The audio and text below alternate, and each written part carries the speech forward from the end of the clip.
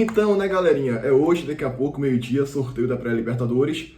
A gente não queria estar passando por isso, né? A gente não queria estar mais uma vez em um sorteio de pré-Libertadores, com esse sofrimento de quem vou pegar, quem não vou enfrentar, para classificar para a fase de grupos, né? Mas, infelizmente, o Bahia se colocou mais uma vez, mais uma temporada, nessa situação, e a gente vai ter que hoje torcer para ver um adversário tranquilo, factível, fraco para a primeira fase, e para a gente pegar um chaveamento ali tranquilo para chegar até a fase de grupos, né? Lembrando, podem ver adversários complicados hoje, a gente vai ver daqui a pouco, tá? E eu estou muito preocupado e com medo se vier um adversário complicado, tipo um LDU da vida, ou um The Strongest da vida, porque o Bahia não está se reforçando. E aqui, antes de a gente falar do sorteio, bora passar por algumas informações aqui rapidinha, e mais uma vez a crítica que eu tenho a fazer ao Bahia, que eu vou fazer de novo aqui nesse vídeo, mais uma vez. Ontem eu vi um vídeo de um gol que o Cristiano Oliveira perdeu contra o Sportivo Luquenho na Sul-Americana. Lá no último minuto de jogo, que eliminou o Grêmio da Sul-Americana, se eu não me engano. Aquele jogo lá contra o Sportivo Luquenho, nos acréscimos ali do segundo tempo, né? E aí eu fiquei pensando, meu irmão, eu espero que isso não aconteça. Eu espero que realmente ele venha, que ele jogue muita bola. Mas eu fico pensando, os nossos concorrentes, aí eu digo Palmeiras, Flamengo, Botafogo, Cruzeiro, você pode citar um jogador decisivo de cada um deles.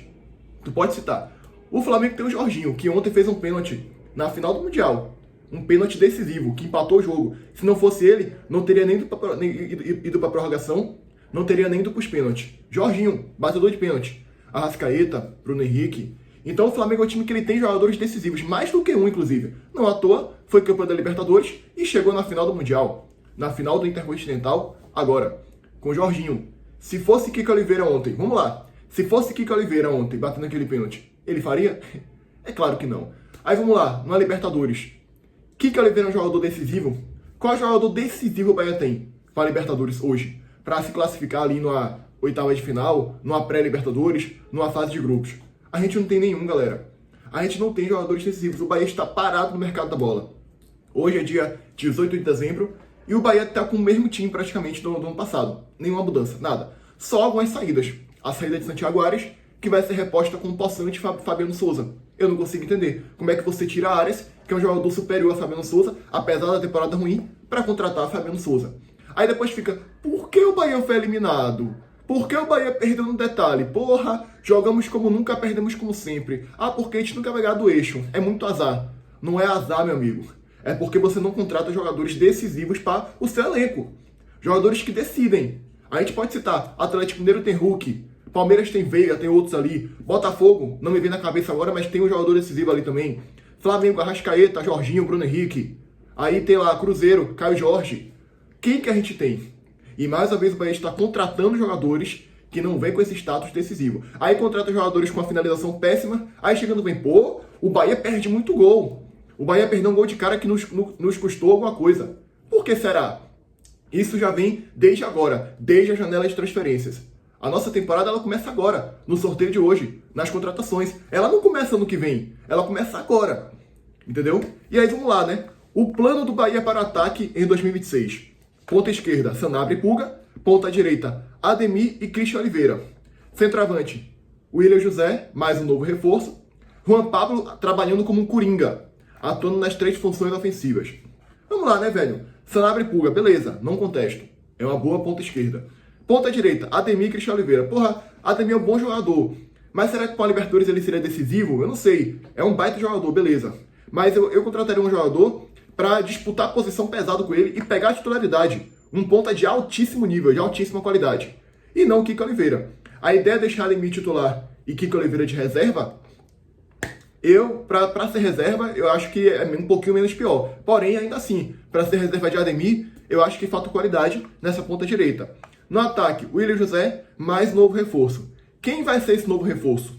É alguém que vai pegar para ser titular, melhor do que William José, para assumir a titularidade, disputar a posição? Ou é algum bagre que vai ficar na reserva, para o elenco? O William José está deixando a desejar. Para mim, tinha que trazer um atacante para pegar a vaga dele e deixar ele de reserva. Beleza. Aí seria um ótimo ataque. E o Juan Pablo como coringa. Será que ele vai ser utilizado? Primeiramente, será que ele vai ser utilizado por Ceni? Porque assim, velho, Ceni não utiliza o jogador da base. Isso é preocupante. Ceni não utiliza a galera da base para jogar. A gente tem Del, a gente tem vários caras bons da base. E ele não utiliza. Então, eu tô muito preocupado porque hoje a gente pode pegar a LDU, pode pegar o Barcelona E a gente tá falando desde agora. Se não contratar elenco, se não melhorar, a gente vai passar muito sufoco e eu não sei se a gente classifica. A LDU, galera, agora recentemente, chegou na semifinal da Libertadores. Venceu o Palmeiras por 3-0. Tomou a virada? Tomou. Mas venceu por 3-0. Vamos supor, o Bahia vai jogar contra a LDU lá na altitude com o Kiko Oliveira? O que você acha que vai acontecer? Eu espero que não. Mas a tendência é o Bahia perder por uns 2-3-0 lá e não conseguir reverter aqui. Eu espero que não, porque o Palmeiras tomou 3 lá. Imagine o Bahia, que tem um elenco muito pior do que o Palmeiras e não está contratando na sua janela. Então essa é a minha preocupação maior para o sorteio de hoje. Se a gente pegar um cara bobo da primeira fase, depois pegar o vencedor de Deportivo Táchira e Dor de Macho do Paraguai, tá ótimo. Mas assim, não pode ficar contando com sorte ou com azar. Tem que reforçar a porra do elenco, né? Se continuar desse jeito aí, vai ficar muito complicado. Aí vamos lá. Rezende não deve permanecer no Bahia para 2026, graças a Deus. Esse cara tá fazendo hora extra no Bahia. Ele tá aqui desde a Série B, hora extra. E ele desperta interesse de 3 times da Série A. Quem deve ser? Remo, Mirassol e Curitiba. Certeza. Ou algum Vitória da vida ali, um Chapecoense da vida, algum desses 3. Inclusive, o Vitória deveria contratar, sabe por quê? Porque vocês só ficaram na Série A graças a Rezende. Aquele gol que ele entregou lá no Bavi, né? Outro jogador que também não deve permanecer, que o Voo de Bahia trouxe aqui, né? É o Matheus Bahia. Deixa eu subir um pouquinho aqui, porque desceu, que porcaria, viu? Matheus Bahia não deve permanecer para 2026.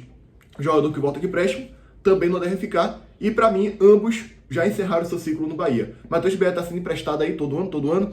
Ambos já encerraram seu ciclo. Rezende jogador da Série B. Matheus Bahia, que estava na Série A desde 2021 e entregou o nosso rebaixamento, né? Foi importante na Série B ali, um jogador realmente importante para a Série B. Acho que Rezende para um Mirassol, para um Curitiba, para um Remo, eu acho que é um jogador útil, interessante, bom jogador para brigar para não cair, para uma Série B. Matheus Bahia, idem. Mas para um time como o Bahia, que disputa a Libertadores, já são jogadores que passaram do nosso patamar, do nosso nível, e de fato tem que ser dispensado mesmo para o ano que vem. Agora vamos lá, né, com o conteúdo desse vídeo, que provavelmente você clicou para saber sobre isso. Sorteio da Libertadores. Lembrando, o Bahia vai entrar na fase 2 da Libertadores. A fase 1 é esses times aqui, ó, do Peru, da Venezuela, do Equador. Os clubes brasileiros entram a partir da segunda fase. Então o Bahia não pega de primeiro esses times aqui. Juventude, Dor de Macho, Universidade Católica, nenhum desses. O Bahia pode pegar o pote 2. Pode vir um desses aqui pra gente, caso venha a cair aqui se é 1, é 2 ou é 3, que são esses times aqui que vão chegar da primeira fase, né? Aí vamos lá. No pote 1 a gente tem o Botafogo, Guarani do Paraguai, Independiente Medellín da Colômbia, Sporting Cristal do Peru, Argentino Juniors, Tolima, Bahia e Huachipato. No pote 2, Equador. E aí tá o detalhe. Pode ser ou LDU ou Barcelona de Guayaquil. Cara bobo da Venezuela. Liverpool do Uruguai, que já eliminou a gente numa Sul-Americana. Ou Rings do Chile. Pode vir o The Strongest novamente. E aqui também tem o Tolima, que tá no pote 1, que a gente pode pegar na terceira fase, que é um clube que já eliminou o Corinthians na Libertadores. Podemos pegar o Botafogo na terceira fase. Duelo complicadíssimo também. Alguns times aí complicados. E esse é um aqui, né? Que pode ser Alianza Lima, Deportivo Táchira, Católica, San Antônio Bulu Bulu, The Strongest, Dor de Macho e Juventude. Mais uma vez, uma coisa que me preocupou bastante, sabe qual é? A primeira fase a gente vai decidir em casa porque estamos no pote 1. Mas na segunda fase depende muito do ranking. E sabe qual é o time que tem um ranking melhor do que o Bahia? Ele mesmo. O The Strongest da Bolívia. Ou seja, vamos supor aqui, Bahia pega na primeira fase o Rings do Chile. Ele classifica, beleza. Na segunda fase, ele vai enfrentar o The Strongest. Ele pode enfrentar o The Strongest. Aí vai lá. The Strongest contra Guarani do Paraguai. The Strongest classifica. Ele pega o The Strongest na segunda fase. O jogo de volta é na Bolívia. Lá em La Paz. Isso me preocupa bastante. Por quê? Na fase 1, o Bahia decide em casa. Mas na segunda fase, depende do ranking. Por exemplo, se for o cara bobo, na terceira fase, o Bahia decide em casa também. Porque o cara bobo tá com o ranking 128, é um ranking pior do que o Bahia. Se for Liverpool do Uruguai, idem. Ou Higgins, idem. Mas se for um LDU Barcelona, a gente decide lá. Se for The Strongest, a gente decide lá. Potosí, a gente decide aqui. Glooming, a gente decide aqui. Desses times aqui, se for 2 de Maio ou Juventude, decidimos aqui na Fonte Nova. Se for Alianza Lima, Deportivo Táchira ou Universidade Católica do Equador, decidimos lá. Numa provável terceira fase, tá? Aqui, projetando já a terceira fase. E agora, por exemplo, Deportivo Táchira, não importa se é aqui ou lá, né? Pelo amor de Deus, é um time fraquíssimo. Deportivo Táchira é fraquíssimo. Universidade Católica também, fraquíssimo. Essa Universidade Católica aqui é do Equador. Não é a mais famosa que a gente conhece, é a do Equador, tá? Alianza Lima, aí é complicado. E nesse cenário aqui, daria um pouquinho mais de trabalho pro Bahia, Alianza Lima do Peru. Vamos lá. Dos clubes que já estão aqui no pote 2, que são prováveis de enfrentar. Tem Carabobo, Liverpool ou O'Higgins. Desses três, o mais fácil para mim é ou o Carabobo ou o O'Higgins do Chile. Por ranking é o O'Higgins, mas ainda fico com o Carabobo, porque o Carabobo é da Venezuela. E os clubes venezuelanos são muito fracos, galera. Porque eles estão numa fase muito ruim do país deles e eles são muito fracos, tá? Fraquíssimos. Fraquíssimos. Então, pra mim era melhor pegar o Carabobo. Agora, no geral, era melhor pegar esse 2 de maio aqui, ou esse Juventud do Uruguai. Se vier um desses dois da primeira fase, e sei lá, Bahia pega o vencedor de Deportivo Táchira e 2 de maio, sensacional. Pega o vencedor de Deportivo Táchira e Juventud do Uruguai, sensacional. Bora projetar aqui um possível chaveamento. Bahia enfrenta o Carabobo da Venezuela. Depois ele pega o vencedor de Guarani do Paraguai e o vencedor da primeira fase, Táchira contra 2 de maio. Seria o chaveamento perfeito para o Bahia.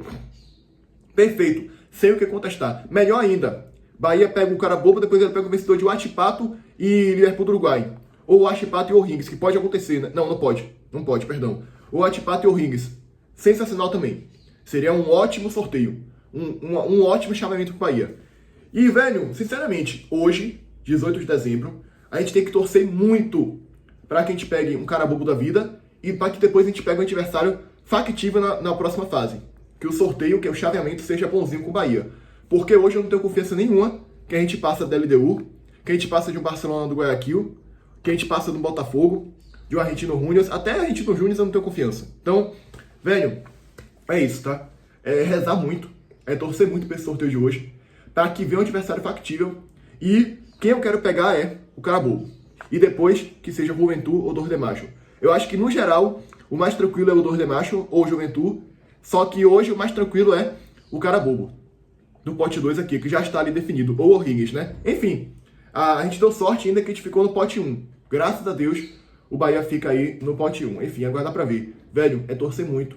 É realmente rezar bastante para que o Bahia tenha um chaveamento tranquilo aí até a fase de grupos. E lembrando, na fase de grupos, tem uma vantagem pra gente esse ano, que é o seguinte. O Mirassol, ele tá no pote 4, então é um time brasileiro a menos pra gente enfrentar. Poderia ter sido, sei lá, um São Paulo da vida, se fosse bem no campeonato. Poderia ter sido algum time que ficou de fora, mas não. É o Mirassol. E a gente não pode enfrentar o Mirassol, porque é pote 4, ou seja, é um clube brasileiro a menos. Na Copa do Brasil tá tendo Corinthians e Vasco. Quem vencer aí é um adversário um pouco menos complicado do que um Flamengo da vida, Palmeiras da vida, do que seria se fosse um Botafogo da vida ou um São Paulo ali na pré-Libertadores. Então, assim, já é um pouco mais factível do Bahia passar. Então, já descartamos aí 8 clubes brasileiros. Se o Botafogo passar, não pegamos também o Botafogo na próxima fase, porque o Botafogo também iria para o pote 4 junto com a gente. Então, são aí 8 clubes brasileiros, dois deles além do Bahia não podemos pegar. Sobra o quê? 5. Aí é realmente mais complicado, né? Mirassol, Botafogo, Bahia no pote 4, sobra 4, né? Tem o Vasco, aí dos 5, o Vasco seria ali do mesmo nível da gente, tá ligado? Acessível, dá pra passar, dá pra classificar. Se for o Flamengo ou Palmeiras, o Bahia se complica bastante no sorteio. Então, esse ano tem essa vantagem pelo menos. São menos clubes brasileiros que a gente pode enfrentar. E claro, né? A gente pode dar sorte de pegar um grupo com Platense, aí vai Deportivo Táchira, do caso tá na pré. Vai, Platense, aí sei lá, outro clube lá, Nacional do Uruguai, mais uma vez, e algum outro ali do pote 3, que seja factível. Enfim, é aguardar pra ver, né? Eu já tô aqui me antecipando e projetando a possível fase de grupos, né? A gente tem que focar passo a passo. Hoje é isso daí. Vamos lá, né? Torcer e tomara que venha um adversário tranquilo e factível para que o Bahia consiga classificar para a próxima fase da Libertadores e depois para a fase de grupos, né? Enfim, gostou do conteúdo? Se inscreve, deixa o like, comenta, compartilha, ativa o sininho e até o próximo vídeo, galera. Fui!